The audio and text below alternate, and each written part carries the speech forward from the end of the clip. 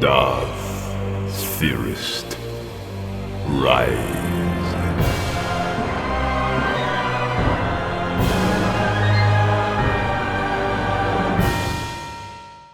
What if Anakin left the Order after Obi-Wan faked his death? Let's explore the depths of it in the video. Obi-Wan? Obi-Wan? Obi-Wan!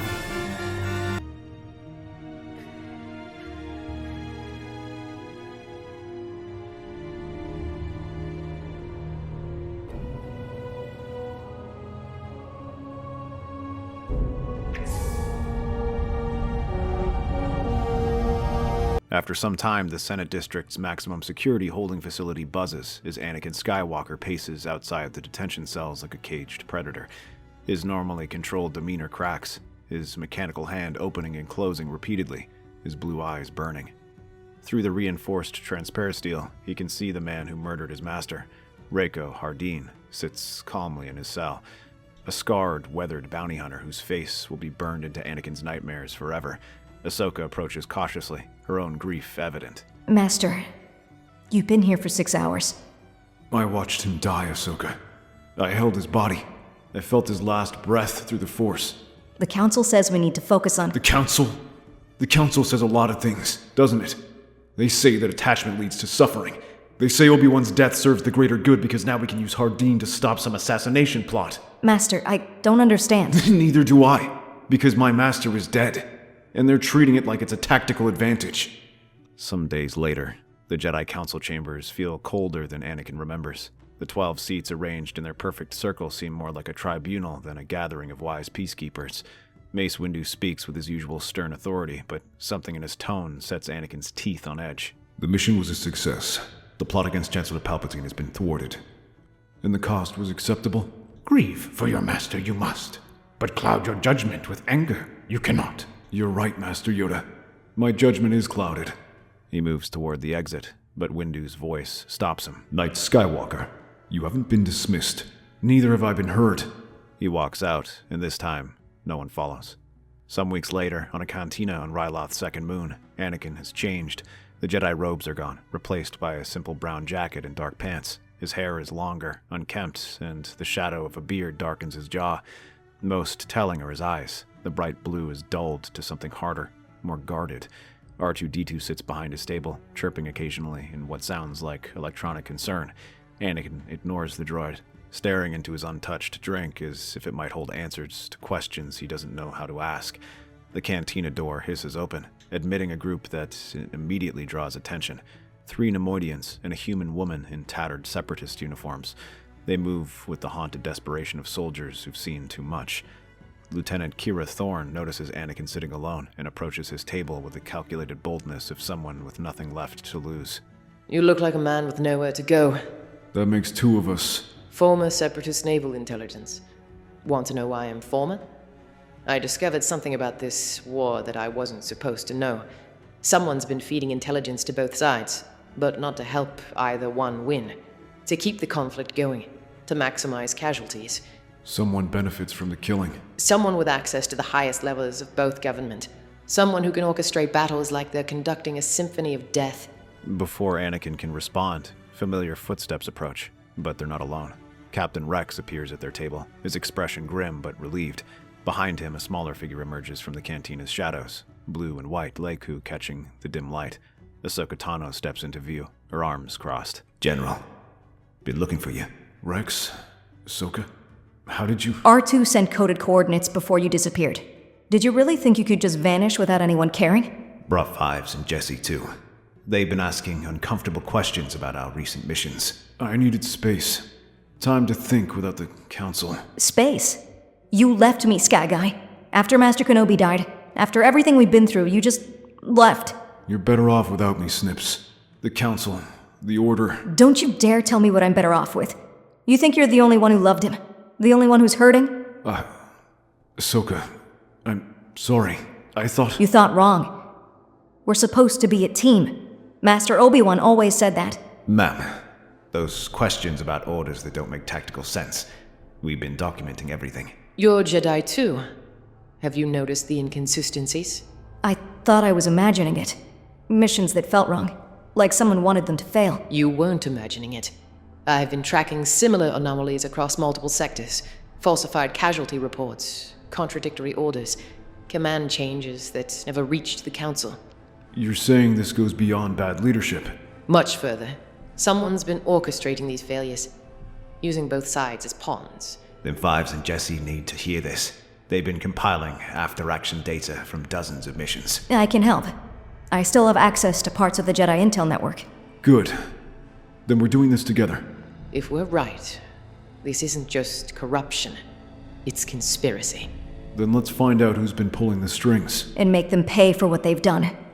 Outside, Fives and Jesse wait beside a modified light freighter, data pads and communication equipment spread across a makeshift command center. As the expanded team approaches, both clones straighten with visible relief at seeing their commanders reunited. The cargo hold of the stolen light freighter, Resolute's Edge, has been transformed into something resembling a military intelligence center. Data cables snake across the deck plates like mechanical veins, connecting a dozen salvaged holo projectors and communications arrays. The air hums with electronic chatter as encrypted files scroll across multiple displays, casting blue-white light across the faces of 6 beings who have no idea they're about to uncover the galaxy's greatest conspiracy. Anakin hunches over the central console, his mechanical fingers dancing across the interface with mechanical precision. Dark circles shadow his eyes. He hasn't slept in 36 hours, sustained only by stims and raw determination. Around him, the evidence of systematic manipulation grows like a malignant organism.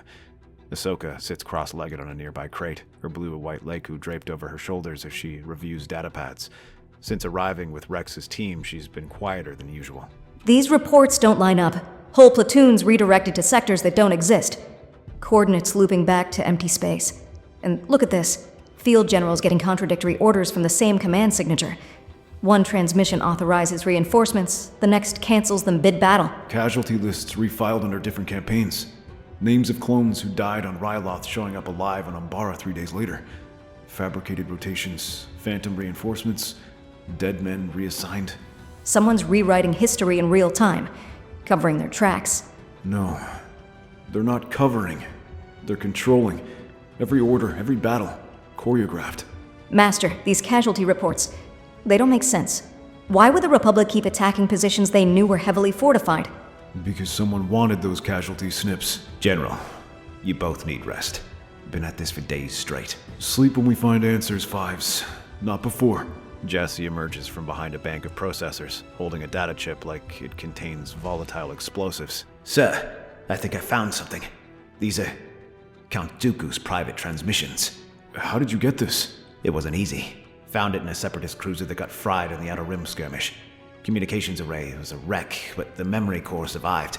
Took me 12 hours to patch through the encryption. Sith ciphers layered like a nest of vipers. You went in alone. Had to. Security droids were still scanning the wreck. If I hesitated, the purge sequence would have deleted everything. That chip, it's the only thing left of their private comms. Every order, every secret mission. And yeah, it's all Count Dooku. Told you were missing a piece of the puzzle. Let's see what secrets you saved us, soldier. Good work, Jesse. Now plug it into the main console. Let's see who's been pulling the strings. Anakin's hand freezes over the controls. His master trained him to recognize Sith encryption during their missions together. The mathematical patterns were unmistakable, like fingerprints left by darkness itself. Show me.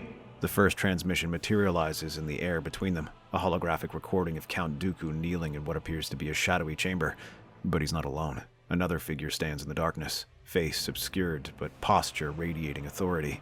Master, the Republic's 19th Fleet has been repositioned to the Solist system. Admiral Yularen's technical assessment suggests they plan to strike Malastare within the week. How could Dooku know about fleet movements? That's classified. Excellent, my apprentice. Ensure General Grievous receives this intelligence, but delay his response by precisely 47 hours. That's impossible. Fleet repositioning is classified. Chancellor-level intelligence. How could Dooku know? The words die in her throat as understanding floods her face. Anakin's blood turns to ice as he recognizes the voice from the shadows. Beside him, Ahsoka's breath catches, her Force-sensitive hearing picking up that familiar cadence. That voice. It sounds like... Chancellor Palpatine. General? Anakin's hand shakes as he activates the timestamp analysis protocol. Numbers cascade across the display. Transmission sent at 21:47 hours, Coruscant Standard Time. He cross-references Senate records with trembling fingers. Master, I was at the temple when that fleet repositioning was announced. It came directly from a Chancellor's briefing. The database confirms what their hearts already know. Chancellor Palpatine was in a private security briefing at the exact time, receiving the classified fleet disposition that Dooku somehow possessed. Sir, the voice, it does sound like Chancellor Palpatine. The cargo hold falls silent except for the steady hum of electronics and the distant rumble of the freighter's engines. R2-D2 rolls forward, chirping anxiously as he senses his master's distress. No, that's impossible. The Chancellor has always been kind to us. He's helped the Jedi, supported us. You're saying the Chancellor is working with Count Dooku? Anakin activates the next transmission. This time, the mysterious figure steps closer to the projector's range, revealing familiar features twisted with malevolent satisfaction. The Jedi grow suspicious, my apprentice. Master Windu has been asking uncomfortable questions about our intelligence sources. Perhaps we should accelerate the timeline. The clone army grows stronger each day. Patience. Every day the war continues. The Republic grants more emergency powers. Soon, I won't need the Senate's approval for anything. He's been lying to us all this time.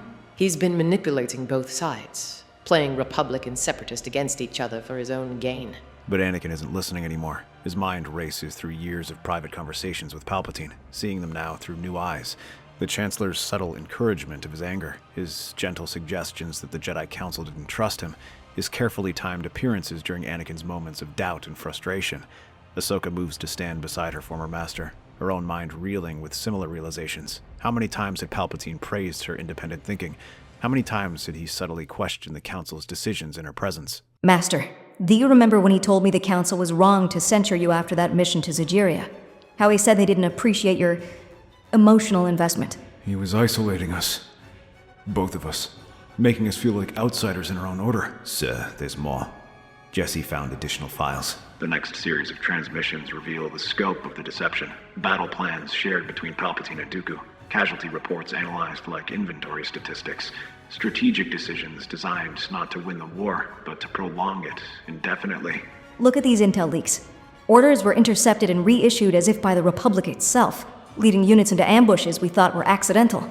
And then, buried in the deepest encryption layers, Jesse finds something that stops both the Jedi hearts completely. Transmission dated 3 weeks ago. Audio only.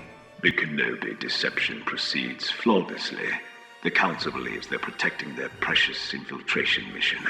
Master, I don't understand. Surely the death of a Jedi Master serves our purposes. Oh, my apprentice. Kenobi isn't dead. The entire assassination was staged by the Jedi Council themselves. They're using some elaborate masquerade to infiltrate your prison and uncover a fictional plot against my life. The Council always thinks they are 3 steps ahead. Use this confusion. Let them stumble into your plans. The festival will be the perfect stage. The words hit both Jedi like a physical blow. Ahsoka's knees buckle as she grabs onto a support beam, her face draining of color. Master Obi-Wan is alive? They let us grieve. They watched us break and they said nothing. The Jedi Council faked his death. But why keep it a secret from you? Anakin's legs give out. He collapses into a nearby chair, his face pale with shock and growing rage. Everything he's believed for the past month has been a lie. His master isn't dead. The Council orchestrated a deception that shattered his world. Ahsoka slides down the support beam to sit on the deck, her head in her hands. I felt his death through our bond. I thought I'd lost another master. General. Commander. They're lying to us all. All of them. The Council, Palpatine. Everyone we trusted has been manipulating us. What do we do, Master? The rage builds in both of them. But it's not the hot, destructive fury that leads to dark choices. This is something colder, more focused. The anger of beings who have seen the strings controlling their lives and chose to cut them. Suddenly, the freighter's communication array chirps with an incoming transmission. The message header identifies it as coming from the Chancellor's private office, encrypted with Anakin's personal access codes. My dear boy, I've been so worried about you since you left the temple. Perhaps we could meet privately. There are things about the war, about the Jedi Council's recent decisions that I believe you should know. I'll be in my private office tomorrow at 1900 hours. I do hope you'll come. I fear you're the only one I can trust with certain sensitive information. He knows. He knows we're getting close. It's obviously a trap, sir. Of course it is. But it's also an opportunity. I'm coming with you. Ahsoka, no. This is... He manipulated me too, Master.